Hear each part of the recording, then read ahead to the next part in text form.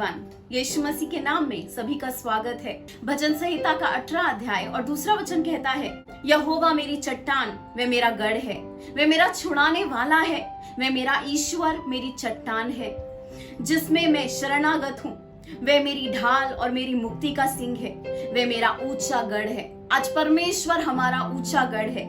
Our God is a strong tower for us today। और आज जब हम परमेश्वर के साथ इस समय को बिताने वाले हैं, हम जब आराधना करेंगे, हम परमेश्वर के वचन को सुनने वाले हैं, आज हमारे दिल में एक भरोसा होने पाए कि हाँ, हमारा भविष्य परमेश्वर के हाथों में है। हाँ, हमारे जीवन में होने वाली हर एक बात जो है वो परमेश्वर के नियंत्रण में है। हमारे सुख में, हमारे दुख में, हमारी विपत्तियों में, हमारी बीमारियों में, हमारे कल में, हमारे आज में और हमारे भविष्य में, हर एक बातों के ऊपर हमारे परमेश्वर का आज नियंत्रण है। तो आइए जब हम आज परमेश्वर की आराधना करेंगे, आज हमारे अंदर एक भरोसा उत्पन्न होने पाए, एक विश्वास उत्पन्न होने पाए, जिसके द्वारा हम हर एक बात का जो आज हमारे सामने है उसका सामना कर सके। आइए हम परमेश्वर की आराधना करें।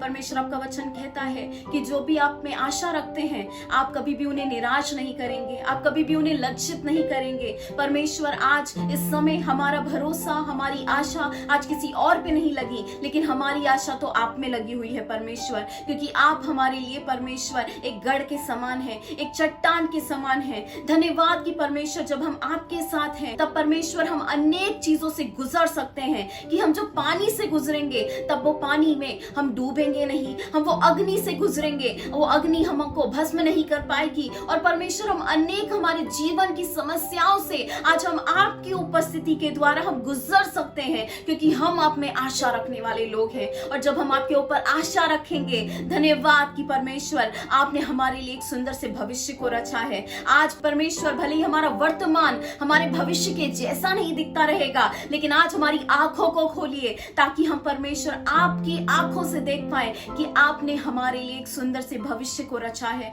और आज परमेश्वर भले ही वो सारी बातें आज हमको नहीं दिखती होंगी, लेकिन विश्वास से हमें आगे बढ़ने के लिए आप साहस दीजिए, ताकत दीजिए, और परमेश्वर आपके नाम में हम आगे बढ़ने पाए। आज पिता, आज के इस दिन के लिए हम आपको धन्यवाद करते हैं। आज जो भी परमेश्वर हमारे साथ जुड़े हैं, हर एक को आप आशीर्वादित कीजिए। आज के वचन के द्वारा लोगों को एक उत्तेजन प्राप्त होने पाए, उनकी आत्मिक उन्नति होने पाए, आज वो जहां पर हैं वहां से आगे बढ़ने पाए, ऐसा अनुग्रह आप हर एक के जीवन में करिए परमेश्वर। हम धन्यवाद करते हैं इस मौके के लिए। प्रार्थना यीशु मसीह के नाम में हम करते हैं, आमीन। लूका का 24 अध्याय 31 से 32 वचन। तब उनकी आंखें खुल गई और उन्होंने उसे पहचान लिया और वह उनकी आंखों से छिप गया। उन्होंने आपस में कहा, जब वह मार्ग में हमसे बातें करता था और पवित्र शास्त्र का अर्थ हमें समझाता था, तो क्यों हमारे मन में उत्तेजना ना उत्पन्न हुई। यहाँ पर आज हमारा विषय है supernatural visitation of God in the midst of discouragement. निराशाओं के बीच में परमेश्वर का अलौकिक दर्शन। निराशाओं के बीच में परमेश्वर का अलौकिक दर्शन। एक बेटी और पिता की कहानी है। एक बेटी थी, वो बहुत ही ज्यादा अपने जीवन में निराश थी, अनेक ऐसे बोझों से दबी हुई थी। उसके जीवन में अनेक ऐसी समस्याएं थी जिससे वो जूझ रही थी, अनेक ऐसी बातें थी जिससे वे संघर्ष कर रही थी। और एक दिन वे अपने पिता से कहने लगी, पिता, मैं अपने जीवन में बहुत निराश हूँ, मुझे तो अच्छा ही नहीं लगता, मुझे तो ऐसा लगता है कि मैं क्यों पैदा हो गई, क्यों मुझे ये जीवन जीना पड़ रहा है। अनेक ऐसी बातें वे अपने पिताजी से कहने लगी। और जब उसके पिता ने देखा कि उसकी बेटी तो बहुत ज्यादा निराश है, वे उसको किचन में लेकर गए। और किचन में ले जाने के बाद उन्होंने कहा, बेटी जरा 3 बर्तन लो और 3 बर्तन में पानी उबालो, मैं आज तुमको कुछ सिखाना चाहता हूँ। उसने हर एक 3 बर्तनों में पानी उबालना शुरू कर दिया। और उसके पिता ने बोला, जाओ एक आलू लेकर आओ, एक अंडा लेकर आओ और जाके एक कॉफी का दाना लेकर आओ। और ये सारी चीजें जब वे लेकर आई तो उसके पिता ने बोला कि जब पानी खौलने लगे, उबलने लगे, ये सारी चीजें उसमें डाल दो। तो उसने एक बर्तन में आलू डाला, एक बर्तन में अंडा डाला और एक बर्तन में कॉफी का दाना डाला। और जब वे देख रही थी कि पानी उबल रहा है और पानी उबलने से वो सारे पदार्थों में कुछ बदलाव हो रहा है, वो बहुत ही ज्यादा उत्सुकता से देख रही थी। और जब वे सारी चीजें, पानी उबलना बंद हो गया और सब अच्छे से हो गया, तो उसने गैस बंद की और उसके पिता ने बोला कि ये सारी चीजों को बाहर निकालो। उसने आलू को बाहर निकाला, उसने अंडे को बाहर निकाला और कॉफी के दाना तो दिख ही नहीं रहा था। और उसके पिता ने बोला कि ये जो उबलता हुआ पानी है, ये हमारी परिस्थितियों के समान है कि अनेक बार हम मुश्किलों में और समस्याओं में और अनेक ऐसी भयानक परिस्थितियों में जाते हैं। ये उबलता हुआ पानी दर्शाता है, और ये आलू और ये जो अंडा है और ये जो कॉफी का दाना है, वो हमारा जीवन दर्शाता है। और अनेक बार हमें ये मुश्किलों में जाना पड़ता है, लेकिन उस मुश्किलों में जाकर क्या होता है, वो बताने लगा। वो कहने लगा, इस आलू को देखो, जब तुमने इसको पानी में डाला था उसके पहले तो ये बहुत मजबूत था, बहुत ही ज्यादा ऐसा कठोर था, लेकिन पानी में जाने के बाद, उबलने के बाद वो तो बहुत ही मुलायम हो गया, बिल्कुल इतना मुलायम हो गया कि वो कुचल जाने वाला हो गया। उसको तो कोई भी आसानी से कुचल सकता है। तो कई बार कुछ ऐसे लोग होते हैं जो आलू के समान होते हैं, जो बाहर से दिखाते हैं कि मैं बहुत मजबूत हूँ, लेकिन जब मुश्किल परिस्थितियां आती हैं तो मानो वो ऐसे हो जाते हैं कि वो पूरी तरीके से टूट जाते हैं। उसने बोला, बेटा ये अंडे को देखो, ये अंडा जो है वो कितना ज्यादा नाजुक था, अगर छोटी सी भी ठोकर लगी तो वो टूट जाएगा, लेकिन अभी देखो जरा, ये अंडा जब पानी में गया है तो बिल्कुल मजबूत हो गया है, उसमें इतना मजबूती आ गई कि अभी उससे कुछ फर्क नहीं पड़ता, वो कठोर बन गया है। लेकिन ये तीसरे पानी को देखो कि जिसमें वो कॉफी का दाना डाला गया था, वो कॉफी का दाना बदला नहीं है, लेकिन उसने पानी को बदल दिया है। आलू पानी से बदल गया, वो अंडा पानी से बदल गया, लेकिन बेटा जरा इस कॉफी के दाने को देखो कि जब वे इस मुश्किल परिस्थितियों में गया है, जब वे इस भयानक समस्याओं के अंदर गया है, तो वो बदलने की बजाय उसने उस परिस्थिति को बदल दिया है। ये पानी अभी कॉफी बन गया है, ये पानी से तो अभी एक सुगंध आ रही है, पानी से तो पूरी तरीके से एक स्वाद उत्पन्न हो रहा है, अभी इसको पीने के बाद लोगों के जीवन में ऊर्जा निर्माण होने वाली है। तो उसने अपनी बेटी को बोला, बेटी तुम्हें अगर अपने जीवन में किसी भी तरीके से बनना है तो तुमको उस कॉफी के दाने के जैसे बनने की जरूरत है कि जब तुम मुश्किल परिस्थितियों से जाओगी तो तुम नहीं बदलोगी, लेकिन तुम तो वातावरण बदलने वाली हो जाओगी। और आज मैं आपको बताना चाहती हूँ कि आज जब हम इस जीवन में गुजर रहे हैं तो हमें उस आलू के जैसा या उस अंडे के जैसा नहीं होना है, लेकिन हमें उस कॉफी के दाने के जैसा होना होना है कि जब हम उस कॉफी के दाने के समान उस परिस्थितियों के अंदर जाएंगे, हमारे अंदर तो वो पवित्र आत्मा का सामर्थ्य है, और उस सामर्थ्य के अनुसार जब हम उन परिस्थितियों में जाने वाले हैं, हम पवित्र आत्मा के द्वारा उन परिस्थितियों में एक सुगंध छोड़ने वाले हैं। वो मसीह की जो सुगंध है वो उन परिस्थितियों में निर्माण होने वाली है। हम जब उसके अंदर जाएंगे तो हमारे जाने की वजह से उन परिस्थितियों में, वो कड़वे तरीके की परिस्थितियों में भी एक मिठास और एक तरीके का स्वाद उत्पन्न होने वाला है। हम जब ऐसी परिस्थितियों में जाएंगे तो हमारा जीवन तो ऊर्जा से भरने वाला है। हम जब उन परिस्थितियों में जाएंगे तो हम कुछ बनकर बाहर आएंगे, हम उन सारी चीजों से कुछ बनकर बाहर आएंगे। आज हम देख रहे हैं कि निराशा जो है वो एक बड़ी बीमारी के समान है। इस दुनिया में अनेक बीमारियां हैं। कुछ ऐसी बीमारियां हैं जो जानलेवक हैं, कुछ ऐसी बीमारियां हैं जो आसानी तरीके से, पूरी तरीके से लोग उससे उभर के आ जाते हैं, लेकिन कुछ ऐसी बीमारियां हैं इस दुनिया में जो धीरे धीरे हमारे शरीर को खाने लगती हैं, धीरे धीरे वो हमारे शरीर को खोखला करने लगती हैं, हमारे शरीर के हर एक सेल के ऊपर, हर एक शरीर के हिस्से के ऊपर वो दबाव करती है, हमको कमजोर बना देती है। और आज एक ऐसी बीमारी है वो निराशा, that disappointment is like a disease. वो निराशा जो है वो एक बीमारी के समान है। वो एक ऐसी बीमारी है जो धीरे धीरे हमें अंदर से खाती जाती है, धीरे धीरे हमें पूरी तरीके से सामर्थ्यहीन कर देती है, धीरे धीरे हमें कमजोर कर देती है। अचानक से हम देखते हैं और हमें महसूस होता है मेरे अंदर तो सामर्थ्य ही नहीं बचा है, मेरे अंदर तो हिम्मत ही नहीं बची है, मेरे अंदर तो पवित्र आत्मा की उपस्थिति का कुछ कार्य नहीं हो रहा है। निराशा एक खड्डे के समान है कि जब उस खड्डे में कोई गिरता है तो उस खड्डे में सिर्फ अंधकार दिखाई देता है, और उस अंधकार में जब इंसान फंसा होता है, मैं आपको बताना चाहती हूँ कि आज शायद आप किसी भी गहराई के खड्डे में गिरे होंगे। आज वो निराशा आपकी कितनी ज्यादा गहरी होगी। आज पवित्र आत्मा का सामर्थ्य, आज परमेश्वर का जो आपके लिए प्रेम है वो किसी भी गहराई तक जाने के लिए तैयार है, ताकि वह आपको वे उस खड्डे से बाहर निकाल के लाए। God wants to rescue you from the deepest of the deepest pit that you are in। और आज परमेश्वर आपको वहां से छुटकारा दिलाना चाहता है। हम बाइबल में देख सकते हैं अनेक ऐसे विश्वास के योद्धा थे जो निराशा भरी परिस्थितियों से गए, और आज हमें उनके जीवन को देखकर सीखना है कि हमें क्या नहीं करना चाहिए। हम देख सकते हैं कि जब ये महायोद्धा, जब ये विश्वास के ऐसे प्रेरित लोग जब ऐसी मुश्किल परिस्थितियों में जा रहे थे, निराश थे, तो उन्होंने क्या क्या किया। सबसे पहली बात हम देखेंगे, एलिय्याह ने गलत प्रार्थना की। एलिय्याह जब येजबेल से भाग रहा था, वह पूरी तरीके से डर गया और वह परमेश्वर से एक दिन प्रार्थना करने लगा, परमेश्वर मेरी जान ले लीजिए, मुझे ये जीवन नहीं जीना है, मेरे जीवन के अंदर से प्राण निकल जाए। वह निराशा में गलत प्रार्थना करने लगा, और कई बार जब हम निराशा में होते हैं हम भी गलत प्रार्थना करने लगते हैं, परमेश्वर मुझे मार डाल, मेरा तो जीवन का कुछ अर्थ ही नहीं रह गया है। ये गलत प्रार्थना है, और ये गलत प्रार्थना एलिय्याह कर रहा था। दूसरा हम देख सकते हैं यिर्मयाह जब मुश्किल परिस्थितियों से जा रहा था, निराशा भरे जीवन में जा रहा था, उसने अपने जीवन को कोसा है, वह अपने जीवन को शाप देने लगा है। वह कहता है यिर्मयाह की पुस्तक में कि वो शापित है दिन जिस दिन मेरा जन्म हुआ, वो दिन ही शापित है जब मेरा जन्म हुआ। वो एक महान ऐसा भविष्यवक्ता जिसके द्वारा इजराइल के जीवन में महान बातें हुई हैं, एक ऐसा भविष्यवक्ता जिसके द्वारा परमेश्वर का वचन लोगों तक पहुंचा है, वे भविष्यवक्ता कह रहा है कि वो कोसने वाला दिन था जिस दिन मैं पैदा हुआ। तो कई बार हम जब निराशा में जाते हैं हम शायद अपने जीवन को कोसते हैं। तीसरी बात हम देख सकते हैं, सारा जब अपने जीवन में निराशा भरा जीवन जी रही थी, उसने गलत चुनाव किया है, उसने परमेश्वर को नाकार के अपने चुनाव को चुना है, और उस चुनाव में इश्माएल का जन्म हुआ है। और हम देख सकते हैं कि उसने गलत निर्णय लिया है। कई बार निराशा में हम गलत निर्णय ले सकते हैं। और योना जो पूरी तरीके से परमेश्वर की जोश से भरा हुआ था, वह परमेश्वर की सेवकाई करना चाहता था, लेकिन जब परमेश्वर ने उसे अशूरी लोगों के बीच में जाने के लिए कहा है, अचानक से उसके जीवन में वो परमेश्वर के कार्यों के लिए जोश निकल गया। जब हम निराशा में जाते हैं शायद हमारे जीवन में वो जोश निकल जाए, वो जोश जिसके साथ हम परमेश्वर की पहले सेवा करते थे। पांचवी बात अगर हम देखें तो पतरस एक दिन अपने जीवन में इतना निराशा भरे समय में चला गया कि जब उसने यीशु को 3 बार नकारा है, उस समय पूरी तरीके से वह अपने जीवन का मकसद भूल गया। उसके जीवन पे तो एक महान बुलावट थी, उसको तो परमेश्वर ने महान प्रेरित के रूप में चुना था, लेकिन वह तो वापस मछली पकड़ने गया है। हम निराशा में कई बार अपनी बुलावट को पीछे छोड़ देते हैं, अपने मकसद को भूल जाते हैं। छठी बात, इजरायली लोग अपने परमेश्वर को भूल गए, अपनी पहचान भूल गए।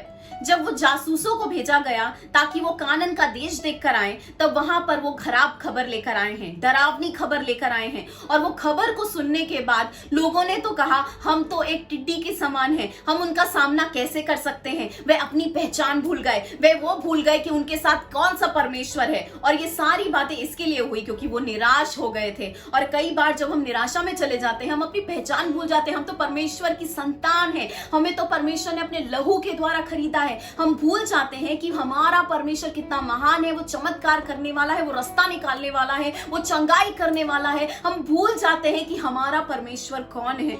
और जब ये सभी लोग निराशा भरे समय में जा रहे थे, उनके लिए कोई आशा नहीं थी, वे बहुत ही ज्यादा दुखित जीवन जी रहे थे। उस पल के लिए, उस समय के लिए उनको लग रहा था कि उनका जीवन यहीं तक सीमित रहेगा। लेकिन मैं आज आपको बताना चाहती हूं कि जब आज आप निराशा भरी परिस्थितियों में जा रहे हैं, आज आप परमेश्वर की अलौकिक आवाज को सुनने वाले हैं। If you are going through that season of discouragement in your life, God is going to speak to you supernaturally today. और यहां पर हम देख सकते हैं कि ये जो योद्धा थे, उन्होंने परमेश्वर की आवाज को सुना है।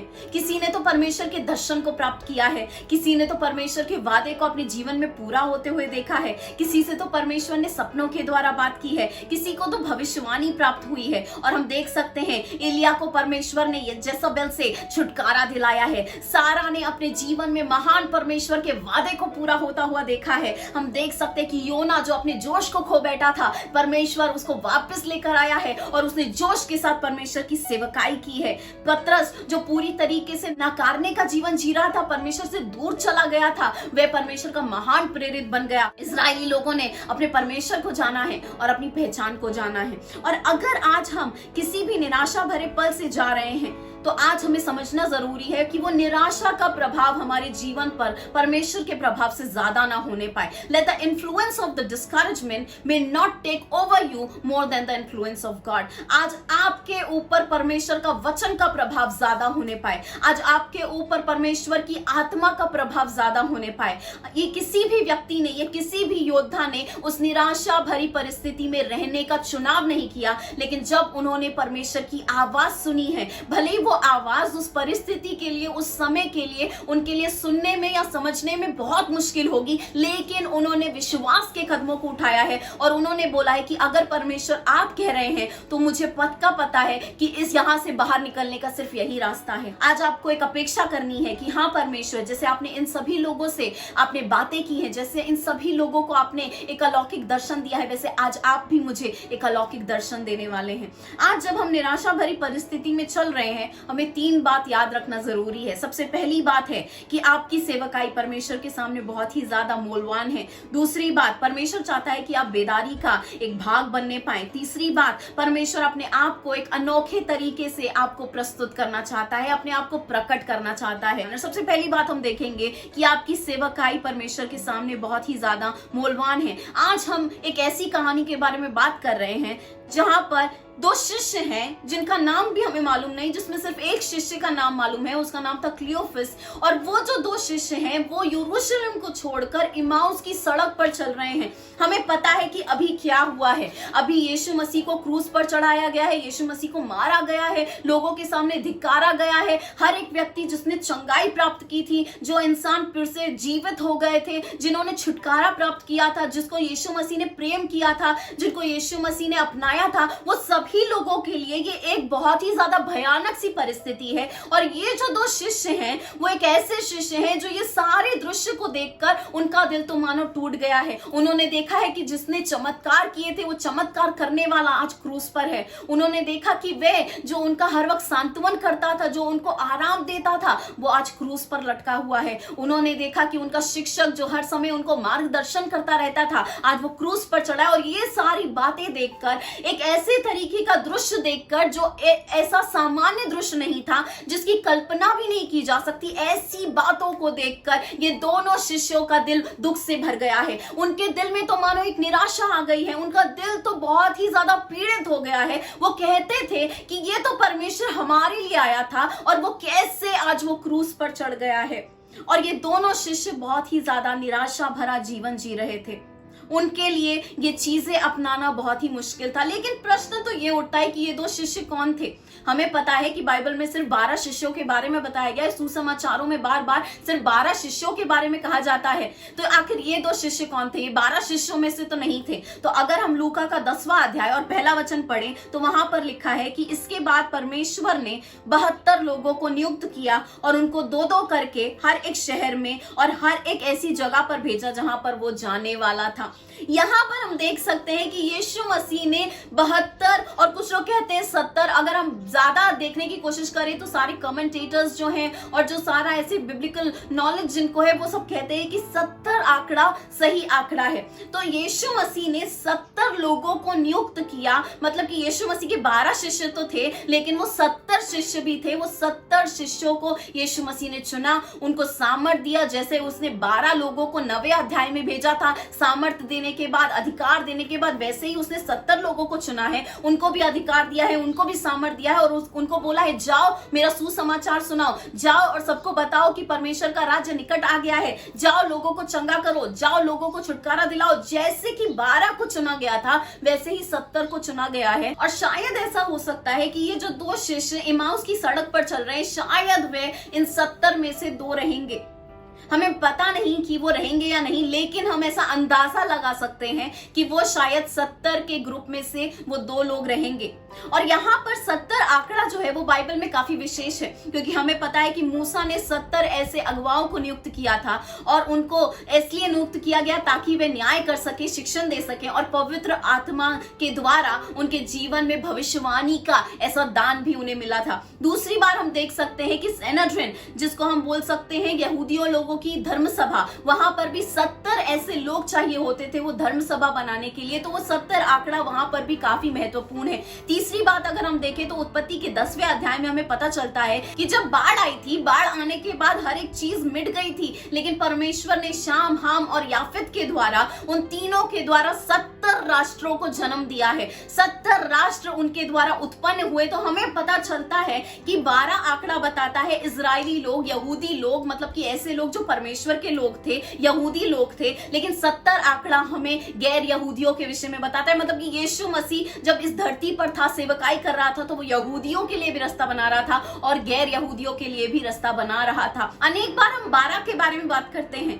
हमें पता है कि वो 12 लोगों ने क्या बलिदान किया था, वो 12 लोगों के क्या ऐसी बातों को उन्होंने छोड़ दिया था, उनकी सेवकाई क्या थी, उनके ऐसी अनेक ऐसे कौन सी असफलताएं थी, ये सारी चीजों के बारे में हमें पता है। हमें पता है कि पतरस ने नाव को छोड़ दिया, हमें पता है कि मत्ती ने तो अपनी सरकारी रोमी नौकरी को छोड़ दिया। हमें उनके बलिदान पता है, हमें पता है कि उन्होंने यीशु मसीह के लिए कितनी ज्यादा मुसीबतें उठाई, कितने सारे दुख उठाए हैं। लेकिन हम इन 70 के विषय में कुछ नहीं जानते। लेकिन मैं आपको बताना चाहती हूँ कि इन 70 लोगों ने भी बहुत सारी चीजों को त्यागा होगा, क्योंकि वे यीशु की सेवा करने वाले हैं। उन्होंने भी अनेक चीजों को अपने जीवन से बाहर निकाला रहेगा, उन्होंने भी अनेक बलिदान किए रहेंगे, उन्होंने भी अनेक पीड़ाएं उठाई रहेगी, उन्होंने भी अनेक ऐसी बातें की रहेंगी जिनके बारे में हम शायद जानते नहीं और इनके तो नाम भी हम नहीं जानते। और अनेक बार शायद हमारा जीवन आज वो 12 के जैसा ना हो, लेकिन शायद आज आप में से कोई तो ऐसा होगा जो 70 में से एक है, कि आपका नाम भी लोग नहीं जानते, आप क्या सेवकाई कर रहे हैं वो भी कोई नहीं जानता,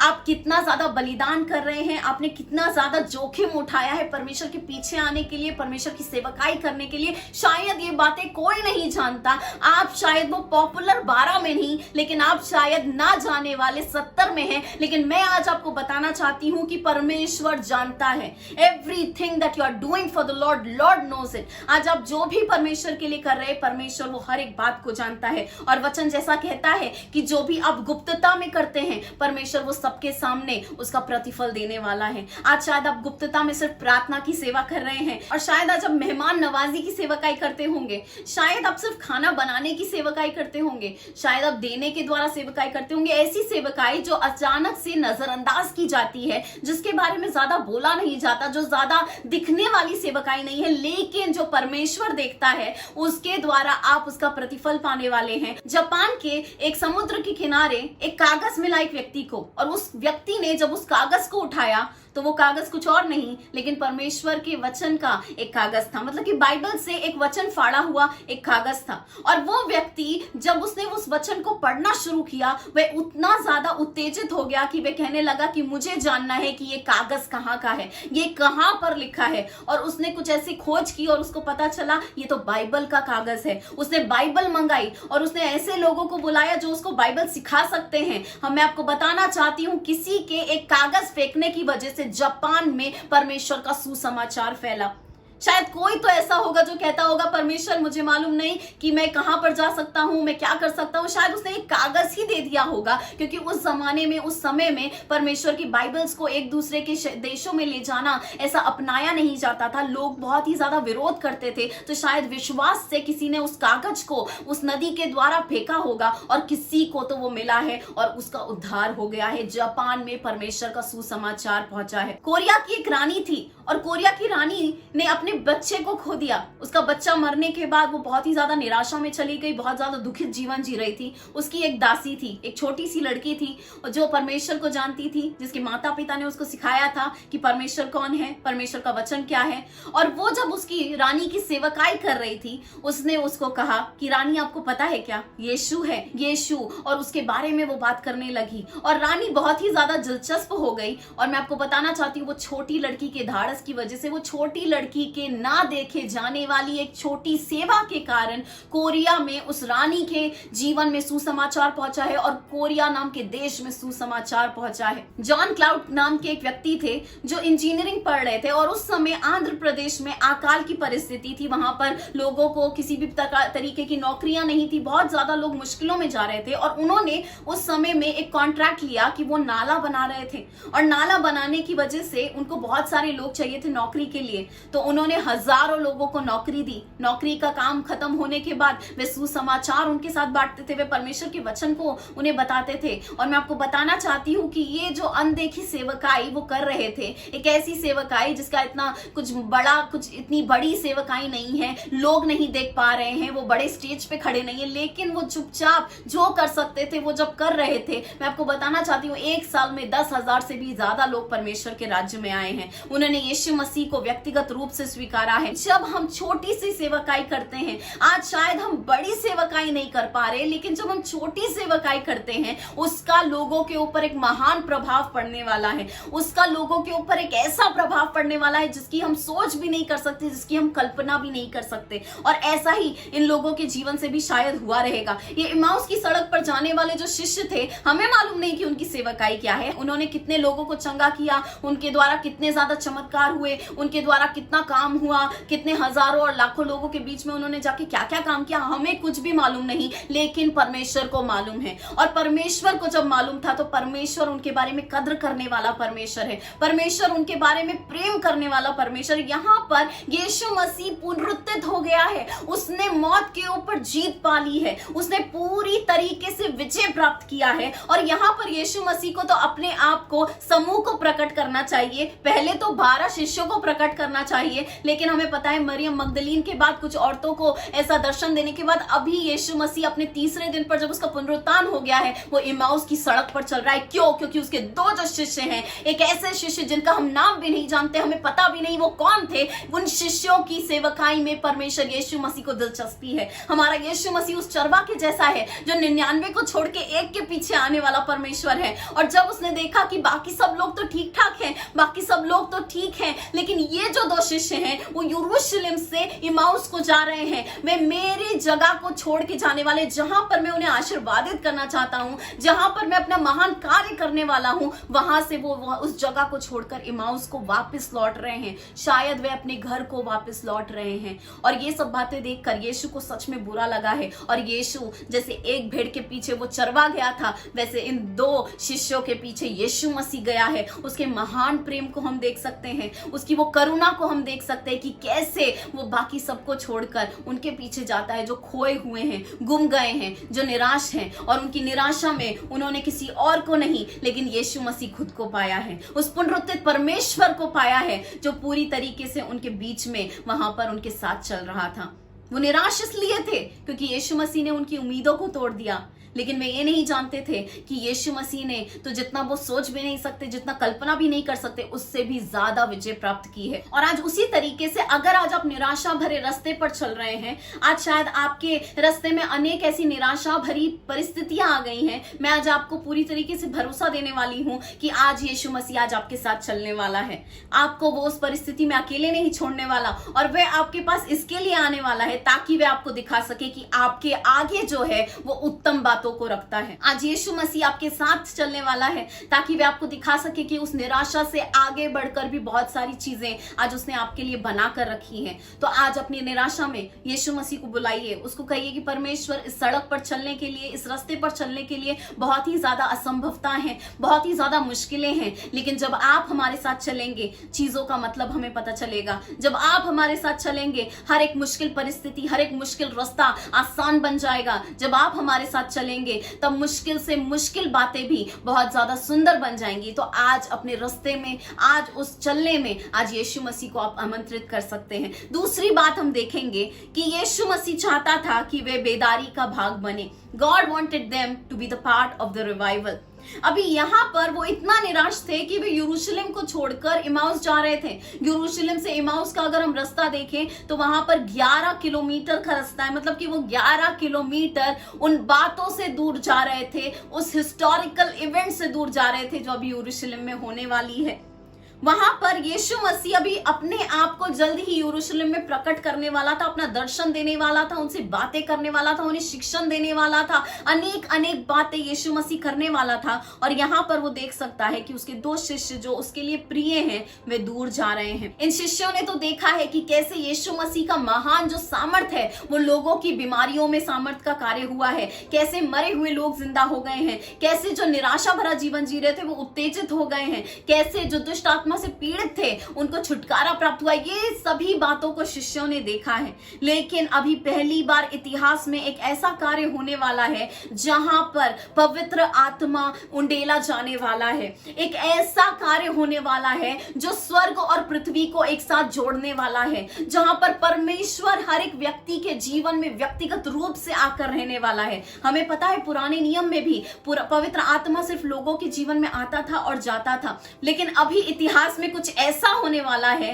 कि जब पवित्र आत्मा लोगों के बीच में आकर रहने वाला है। लूका का 24 अध्याय 21 से 22 वचन में लिखा है कि हम तो आशा कर रहे थे कि वह इजराइल को छुटकारा दिलाएगा, और ये सारी बातें होकर तीसरा दिन हो गया। वे पुरानी बातों पर ध्यान लगा रहे थे। कई बार निराशा हमें पुरानी बातों पर लेकर जाती है, ये ऐसा नहीं हुआ, वो सारी बातें मेरे जीवन में पूरी नहीं हुई, हमने तो परमेश्वर से ये अपेक्षा की थी, हमारी तो ये प्रार्थना थी, लेकिन उसका उत्तर नहीं मिला। और हम कई बार निराशा में हम पुरानी बातों के पास जाते हैं, लेकिन उनको ये समझ में नहीं आ रहा था कि जो पुरानी बातें हैं उससे भी ज्यादा सामने जो उनके हैं वो सुंदर बातें उनके सामने हैं। कई बार जब निराशा में आप पीछे देखेंगे आपको बुरी चीजें दिखेंगी, आपको भयानक चीजें दिखेंगी, आपको कटु कटु अनुभव दिखेंगे, लेकिन जो आपके आगे परमेश्वर ने रखा है वो तो सुंदर बातें हैं। आपके आगे जो परमेश्वर ने रखा है वो ऐसी बातें हैं जिसको देखकर आप अचंभित होने वाले हैं। यहाँ पर पहली बार इतिहास में एक ऐसा कार्य होने वाला है कि स्वर्ग से पृथ्वी पर आत्मा को उंडेला जाने वाला। और ये 2 शिष्य यरूशलेम से वापस जा रहे थे। इसका मतलब शायद वे परमेश्वर की उपस्थिति को गवा सकते थे, शायद वे परमेश्वर की बातों को गवा सकते थे। उनके जीवन में भी बुलावट थी, परमेश्वर उनका भी इस्तेमाल करना चाहता था, लेकिन उनका इस्तेमाल तभी हो सकता है जब वे पवित्र आत्मा से भर जाएंगे। लेकिन यहाँ पर वे दूर जा रहे थे और यीशु मसीह उनके पास आता है, उनके साथ चलता है, उन्हें सिखाता है, उन्हें बताता है, अपने आप को प्रकट करता है, इसलिए ताकि वे बेदारी को गवा ना दें, लेकिन वो बेदारी का भाग बनने पाए। वो पवित्र आत्मा जब उंडेले जाने वाला है वो 120 में वो एक साथ इकट्ठे होने पाए। अगर हम देखें प्रेरितों के काम का 2 अध्याय 1 से 4 वचन में वहां पे लिखा है कि जब पेंटिकोस्ट का दिन आया है उस समय जब सभी लोग एक साथ इकट्ठे हो गए, एक तेज हवा चली है और जो अग्नि की जीप थी वो सभी के ऊपर आकर रुक गई है। और अभी तो समय था कि यरूशलेम में यीशु मसीह का किया हुआ वादा पूरा होने वाला है। अभी तो समय था कि पवित्र आत्मा भरपूरी से लोगों के जीवन में आने वाला है। अभी जो कार्य उन्होंने यीशु मसीह को करते हुए देखा था, अभी वो कार्य वो भी करने वाले हैं। अभी उनके जीवन के द्वारा भी चंगाइयां होने वाली है, उनके जीवन के द्वारा भी छुटकारा होने वाला है, उनके जीवन के द्वारा भी लोगों को आराम मिलने वाला है, सुकून मिलने वाला है। वे भी परमेश्वर का सुसमाचार बनकर एक उत्तर बन के लोगों के जीवन में जाने वाले हैं। और यहां पर हम देख सकते हैं कि ये सारी चीजें वे गंवाने वाले थे, लेकिन यीशु मसीह वहां पर गया है और यीशु मसीह ने उनको वो वहां से बाहर लेकर आया है और उनको वो बेदारी का हिस्सा बनाया है। और यरूशलेम में जो बेदारी आई थी, वो 120 लोगों के जीवन में जो अभिषेक प्राप्त हुआ था, वो जो अभिषेक है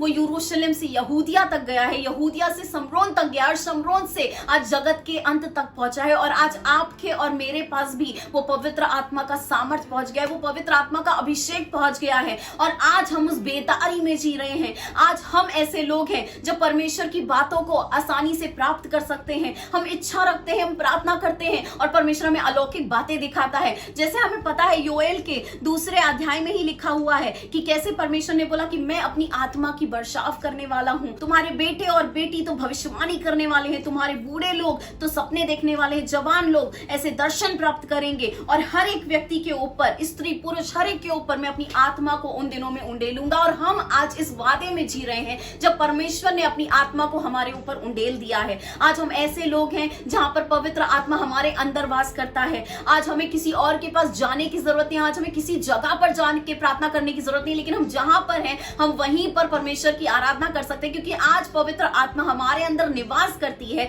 परमेश्वर हमारे अंदर रहता है। आज हम एक ऐसा वंश है, हम एक आज ऐसी पीढ़ी है, जब हम प्रार्थना करते हैं तब परमेश्वर हमसे बातें करता है, अलौकिक तरीके से अपने दर्शनों को दिखाता है, अलौकिक तरीके से हमें सपना देता है, हमें भविष्यवाणियां देता है और आज हम परमेश्वर की बातों से करीब आ जाते हैं। लेकिन कई बार हम परमेश्वर की उपस्थिति को खिन्न करते हैं, कई बार हम पवित्र आत्मा को खिन्न करते हैं और इस वजह से अनेक बार हम परमेश्वर की बातों से आज दूर हो जाते हैं। आज अगर आज आप परमेश्वर की बातों से दूर हो गए हैं और अगर आप चाहते हैं कि परमेश्वर वो बेदारी मुझे मेरे अंदर चाहिए, वो बेदारी बाहर कब आएगी उसका तो पता नहीं, लेकिन आज मैं चाहता हूं कि मेरे अंदर एक बेदारी आने पाए, परमेश्वर मेरे अंदर तो पूरी तरीके से आत्मा फिर से वो जोश से भर जाने पाए, फिर से मैं आपके वचन के लिए भूखा और प्यासा हो जाने पाऊं, फिर से मैं आपकी बातों के लिए और भी ज्यादा इच्छा रखने पाऊं। तो मैं आज आपको बताना चाहती हूँ कि सिर्फ एक ही तरीका है और आपको वो ये एक ही तरीके से प्राप्त हो सकता है और वो है कि आपको एक भूख लगनी चाहिए। Let there be hunger for God.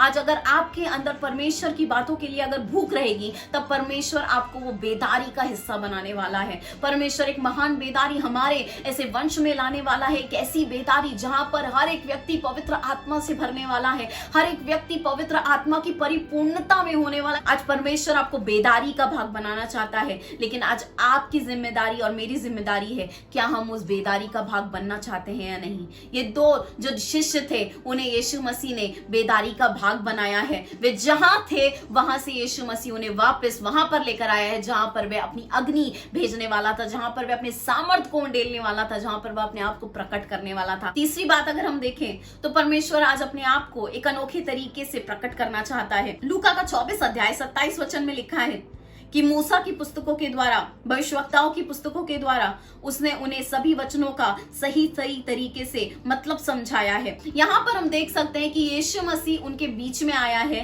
वे तो बातें कर रहे थे, वे पुरानी बातों के ऊपर ध्यान लगा रहे थे, वो सड़क पर जब वो चल रहे थे तब उनका दिल भारी हो गया था, वे निराशा भरी बातें बोल रहे थे, अरे हमारा छुटकारा नहीं हुआ, हमने तो यीशु से क्या अपेक्षा की थी। वो सारी बातें जब वे बोल रहे थे, यीशु मसीह अचानक से वहां पर प्रकट हो गया है और उसने उन्हें मूसा की पुस्तकें जो पेंटेट्यूक है, मतलब कि वो जो 5 पुस्तकें हैं, तोरा है, उसके द्वारा उसने दिखाया है कि देखो यीशु मसीह इसमें था। वो जिस चीजों से वो गुजरा है, वो जो पीड़ा जो उसने गुजरी है, वो सारी बातें यहाँ पर पुस्तक में लिखी हुई हैं। उसने भविष्यवक्ताओं की पुस्तकों से उन्हें समझाया है। ये शिष्य ऐसी परिस्थिति में थे जहां पर उनको कुछ समझ में नहीं आ रहा था, लेकिन यीशु मसीह हमारे जीवन में तब आता है, उस निराशा भरे पल में आता है, और जब हम कुछ समझ नहीं पाते, जब हमको किसी भी चीज का मतलब नहीं समझ में आ रहा है, हर एक असफलता के बाद दूसरी असफलता आ रही है, एक परेशानी के बाद दूसरी परेशानी आ रही है, मैं आज आपको बताना चाहती हूँ कि जितना आप सह सकते हैं उससे ज्यादा परमेश्वर आपको वो सारी समस्याओं में नहीं डालेगा।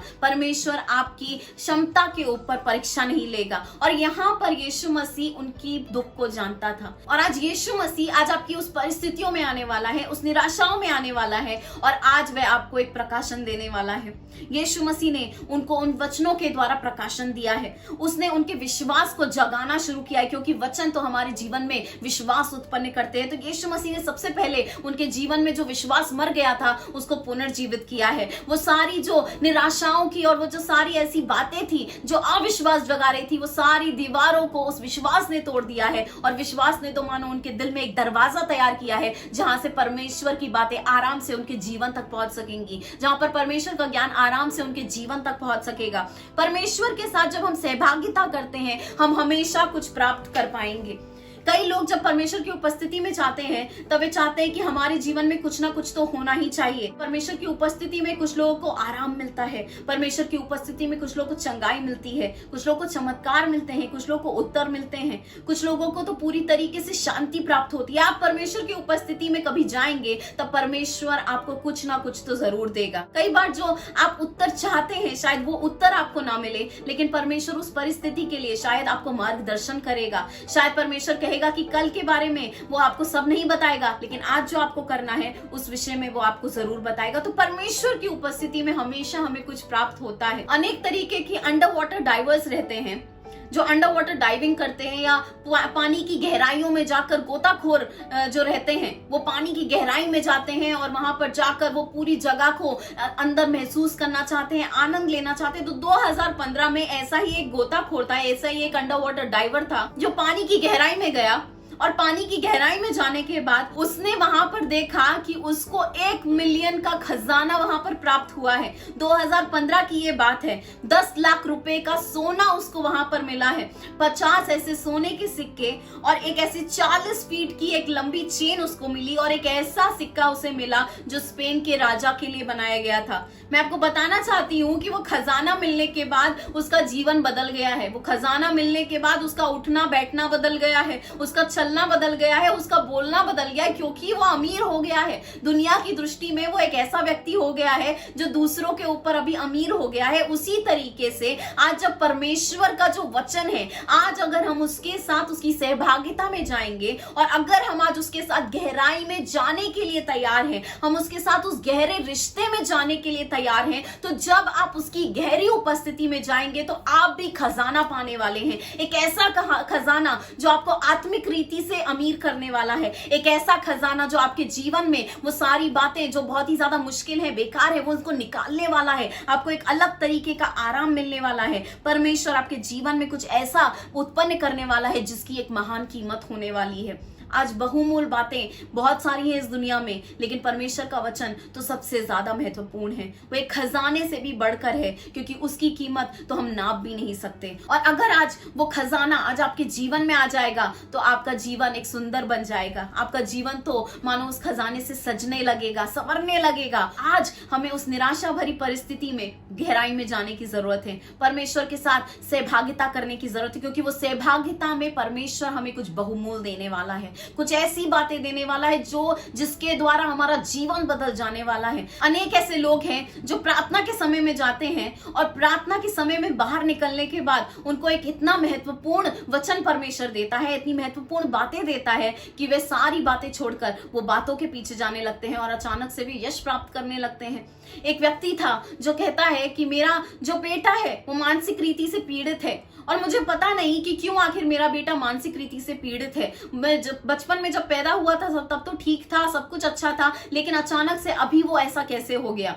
तो वो पिता जब प्रार्थना के समय में गया और प्रार्थना में जब वे परमेश्वर से बातें कर रहा था, अपना दुख परमेश्वर के सामने उंडेल रहा था, परमेश्वर से कह रहा था कि परमेश्वर मैं बहुत निराश हूं, ये बच्चा तो आपने मुझे एक तोहफे के रूप में दिया है, लेकिन आखिर वो ऐसा क्यों हो गया है। परमेश्वर ने उसको एक वचन दिया, एक ऐसा वचन जिससे उसे याद आया कि उसने वादा किया था कि ये बेटा जो परमेश्वर आप मुझे देंगे मैं सेवा के लिए दे दूंगा। और उसको अचानक से ये वचन याद आया। सालों सालों का जो बंधन में वो व्यक्ति जी रहा था, सालों सालों के जो दुख में व्यक्ति जी रहा था, एक पल में जब उसने अपने आप को नम्र किया है, घंटों घंटों उसने प्रार्थना की, अनेक दिन जब वह उपवास में गया, परमेश्वर ने उसको एक वचन दिया और उस वचन के द्वारा उसके बेटे के जीवन में हर एक चीज परिवर्तित हो गई। और आज वे बेटा परमेश्वर की सेवा कर रहा है, परमेश्वर की स्तुति कर रहा है, परमेश्वर को गौरव दे रहा है और आज उसके जीवन जीवन में बंधन नहीं है। क्यों? क्योंकि जब हम परमेश्वर की उपस्थिति में जाते हैं तो परमेश्वर हमें बातें याद दिलाता है। कई बार परमेश्वर के वचन में हमें एक ऐसी चाबी मिलेगी जो हमारे सारे बंधनों को तोड़ने के लिए सामर्थी है। एक ऐसा वचन मिलेगा जो हमारे सारे तालों को तोड़ने के लिए सामर्थी है। क्योंकि जब आप उस उपस्थिति में जाएंगे तब परमेश्वर आपको एक वादा देगा, एक वचन देगा, जिसके द्वारा आप बाहर निकल पाएंगे और आप विजय को महसूस कर पाएंगे। जब यहाँ पर यीशु मसीह ने समय निकाला है, उसने कहा है कि ये जो 2 शिष्य हैं उन्हें मेरी जरूरत है, मुझे अपने आप को इन्हें प्रकट करना ही होगा। अगर ये वापस चले गए तो मेरी सेवा कौन करेगा? अगर ये वापस चले गए तो मैंने इतना जो समय इनके साथ बिताया था वो व्यर्थ कैसे जाएगा? यीशु मसीह अनेक बातों को सोच रहा था और यीशु मसीह ने समय निकाला है, उनको सिखाया है और अचानक से हम देखते हैं वचन में कि उनकी आंखें खुल गई। Their eyes were open. अभी तक तो निराशा इतनी ज्यादा मोटी दीवार के जैसी थी कि अभी तक उनकी आंखें बंद थी। वो निराशा ने उनकी आंखों को अंधा कर दिया था। लेकिन परमेश्वर का वचन तो सत्य है और सत्य हमें बंधन मुक्त करता है। आज हमारे जीवन में भी अनेक झूठ से हम घिरे होंगे, अनेक ऐसी बातें होंगी जो हमारे सामने हमें परमेश्वर की बातों पे अंधा करती होंगी। शायद हमारी जो सच्चाई होगी वो परमेश्वर के वादे से ज्यादा असली हमें दिखती होगी। लेकिन आज हर एक दीवार यीशु मसीह के नाम में टूट जाने पाए। आज अगर आपके जीवन में वो अंधापन है कि आप परमेश्वर के कार्य को नहीं देख पा रहे, आप परमेश्वर की बातों को नहीं देख पा रहे, वो निराशा के उस पार क्या है अगर आप नहीं देख पा रहे, तो आज परमेश्वर से प्रार्थना कीजिए कि जैसे परमेश्वर आपने उनकी आंखें खोल दी, आज हमारी आंखें भी खोल दीजिए। परमेश्वर मेरी आंखों को इतना खोल दीजिए कि मैं उस निराशा के उस पार देख सकूं। परमेश्वर इस बीमारी के उस पार देख सकूं, इस मृत्यु के उस पार देख सकूं। आज हमें परमेश्वर से प्रार्थना करनी कि परमेश्वर मेरी आंखों को आप इतना खोल दीजिए ताकि मैं आपकी बातों को पूरी तरीके से देखने पाऊं। और उनकी आंखें खुल गई और उन्होंने उसे पहचाना। दे रिकॉग्नाइज्ड हिम। और यहाँ पर जो मसीहा उनके साथ चल रहा था, उनसे बातें कर रहा था, अभी तक तो उनको अंदाजा भी नहीं था कि वो कौन है।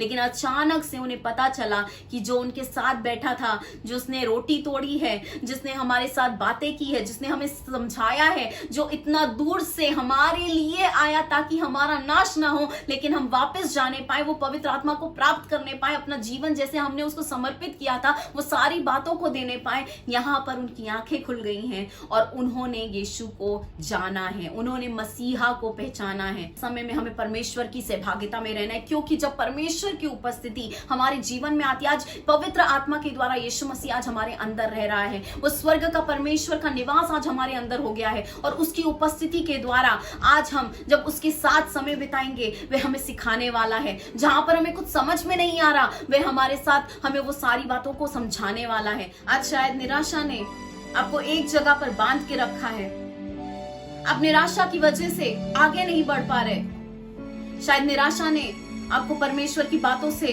अंधा कर दिया है। आज शायद आप परमेश्वर को नहीं देख पा रहे। अपने अनेक पर्वतों के अनुभव से आज आप गए हैं, एक ऐसे अनुभव जहां पर आपके जीवन में गवाही हुई है, जहां पर आपके जीवन में परमेश्वर ने अद्भुत कार्य किए हैं। एक ऐसा समय जहां पर आपने परमेश्वर के महान चमत्कारों को अपने जीवन में देखा है, आपने परमेश्वर की स्तुति की है, आराधना की है। लेकिन शायद आज आप एक वादी के अनुभव से गुजर रहे हैं, एक ऐसा अनुभव जहां पर आपको अकेलापन महसूस हो रहा है, एक ऐसा अनुभव जहां पर आपको ऐसा लग रहा है कि सारी बातें तो आपके विरुद्ध में आ गई हैं। लेकिन आज मैं आपको बताना चाहती हूँ कि जो पर्वतों का परमेश्वर है वही वादियों का परमेश्वर है। पर्वतों का परमेश्वर, तू वादियों का भी। जब बातें बिगड़ जाए तू सही करता है, तू अच्छे समय का प्रभु,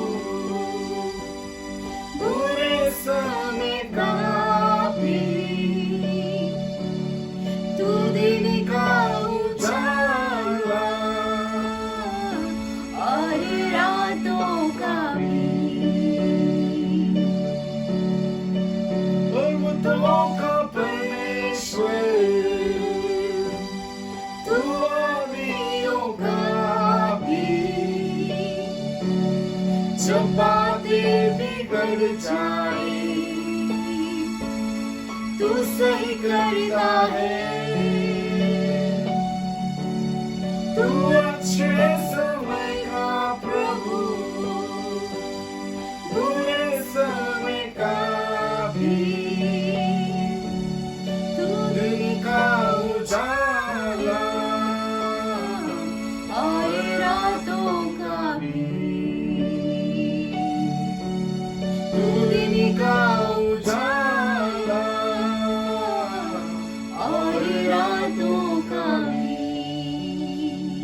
स्वर्गीय पिता यीशु मसीह के नाम में आज हम आपके सामने आते हैं एक भरोसे के साथ, एक विश्वास के साथ कि आज आप हमारे बीच में यहाँ पर उपस्थित हैं। परमेश्वर आज हमारे साथ जो भी जुड़े हुए हैं आप हर एक को आशीर्वादित कीजिए। परमेश्वर अगर वे आज निराशा के मौसम से गुजर रहे हैं, अगर आज वे एक निराशा भरा जीवन जी रहे हैं जहां पर शैतान ने अनेक तरीके से उन्हें निराश करा है, अनेक तरीके से उनके जीवन को पूरी तरीके से वो निराशा के बंधनों में डाल दिया है, आज हम यीशु मसीह के नाम में प्रार्थना करते हैं कि हर एक व्यक्ति जो निराशा के बंधन में आज अटके हुए हैं वो निकल जाने पाए। यीशु मसीह के नाम में आज उनके जीवन में एक फ्रीडम महसूस होने पाए, एक तरीके का परमेश्वर स्वतंत्रता महसूस होने पाए। हम प्रार्थना करते हैं परमेश्वर की आज वे निराशा का प्रभाव उनके जीवन से टूट रहा है। आज वे परमेश्वर अटके नहीं रहने वाले, आज वे परमेश्वर रुके नहीं रहने वाले, लेकिन वो आगे बढ़ने वाले लोग होने वाले हैं। आज हम प्रार्थना करते हैं कि हर एक व्यक्ति को आप आशीर्वादित कीजिए। परमेश्वर आज इस समय में आप हमारे साथ थे, इसके लिए हम आपको धन्यवाद करते हैं।